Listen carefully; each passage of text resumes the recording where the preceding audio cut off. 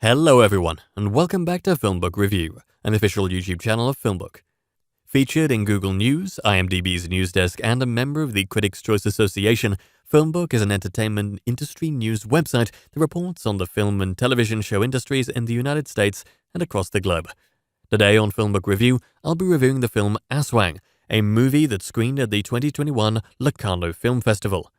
Aswang is directed by Alex Ayn Arampak, written by Alex Ayn Arampak, and stars Sirako Santiago Il, Orly Fernandez, Vincent Go, and Ezra Akayan. This is an Aswang movie review, and there will be spoilers. If you like our movie reviews, please like this Aswang film review, as that helps us out with YouTube's algorithm, and consider subscribing. Once subscribed, click the bell notification box, and you're all set. Please also consider becoming one of our patrons on Patreon at patreon.com/filmbook. According to Filipino folklore, the answer is a shapeshifter that preys on humans. Like many mythical beings that are informed through numerous regional legends, it's an umbrella term that encapsulates many different appearances and powers. But whether this cryptid actually exists is irrelevant, because to be warned about an Aswang is just a reminder to be afraid, as the narration in Alex Ayn Arampak's documentary of the same name readily points out. Filming in the wake of Rodrigo Duterte's election to president of the Philippines in 2016, Aswang takes us through the streets and alleyways of the island nation's cities to reveal firsthand the cultural and economic violence being inflicted upon the lower classes. In the past few years, the country's war on drugs that Duterte has spearheaded has resulted in an explosion of inhumane judicial practices, particularly extrajudicial killings of low-level drug abusers.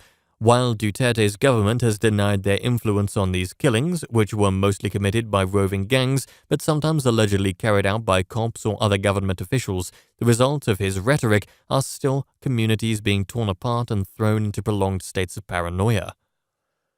Contrary to what one might suppose, the framing of these violent events through the lens of a folkloric boogeyman does not soften their blow. In fact, doing so inherently supports folklore's original purpose, which is to rationalize the inconceivable in order to cope with an unstable reality. Arampak shows us that the real shape-shifting creature is state violence, in how it slinks through various neighborhoods and countless epochs, preys upon the most convenient or accessible victims of the moment, and then lurches back into the darkness to evade capture.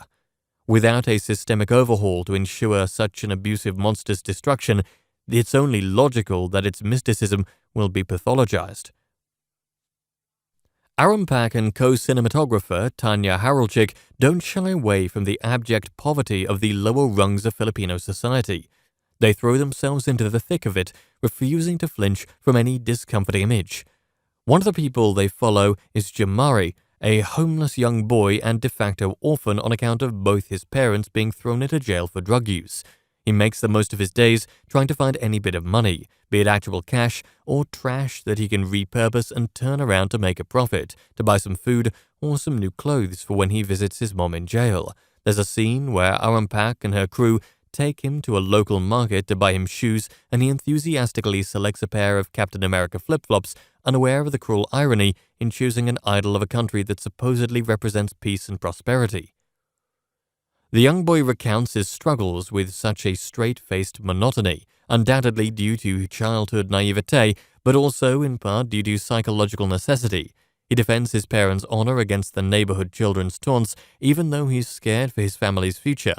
And yet he still allows himself the time to have fun as he roughhouses with the other boys along the river's edge. Jamari's struggle is a snapshot of what Aswang is getting at, which is the cognitive dissonance that many Filipinos live with on a daily basis. Arampak and Haralchik's cameras frequently frame their cityscapes with a random body or two splayed along the street in the background, sometimes those of homeless individuals with nowhere to go, but frequently those of recently murdered individuals. While these shots start to look excessive based on their sheer number, they never really exude an exhibitionist feel. The shock felt in us viewers, as many of the residents gawk at the bodies, or just straight up ignore them, does not go by unnoticed. This is not meant to imply a cultural callousness, though, as these shots are then juxtaposed with emotionally charged events, from a grief-stricken mass funeral to a righteously angry anti-Duterte protest to tearful individuals recounting their lost brothers and sisters and children. Many interviewees still voice support for Duterte, as one man bawling over the recent murder of his brother is quick to point out, yet they simultaneously abhor the president's approach to drug enforcement. The drug users, who Arampak admirably frames in an anonymous way, are aware of the risks they run, and yet they continue their habits in a desperate attempt to seek some temporary respite. Others, conversely, throw themselves into workaholic lifestyles so they can forget the pain. Through this setup, Arampak lays bare the culture-wide ideological schism of her country, which in turn reveals the dearth of humanity a system built on mass socioeconomic inequality perpetuates. Aswang is a prescient documentary of a cultural nightmare, bringing national rhetoric down to a personal level. It's intense to watch, but not nearly as intense as it must be to live it. And that brings us to the conclusion of this Aswang movie review. I would love to hear your thoughts on it below in the comment section. If you liked what you heard during this review, please like this video and subscribe to this channel. Thank you for viewing, and you can watch one of these reviews next.